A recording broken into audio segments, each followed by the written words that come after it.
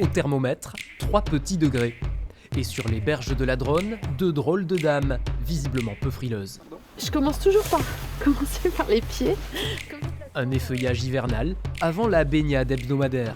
Et le bonnet, on garde le bonnet.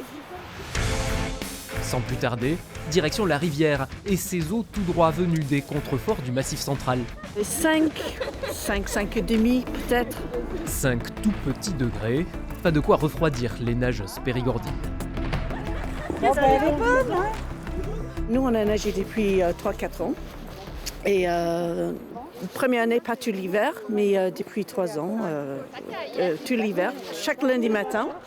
À raison d'1 minute par degré, le temps dans l'eau est limité. Encore 1 minute, Sophia.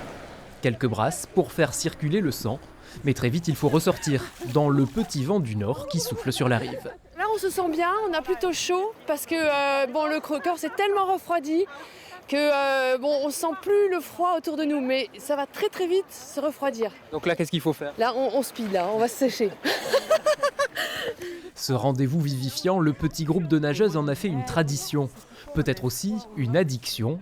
Le bain d'eau glacée procurant à ses adeptes une décharge d'hormones, parmi lesquelles la dopamine ou la noradrénaline. On se sent très bien et je pense aussi que c'est un challenge.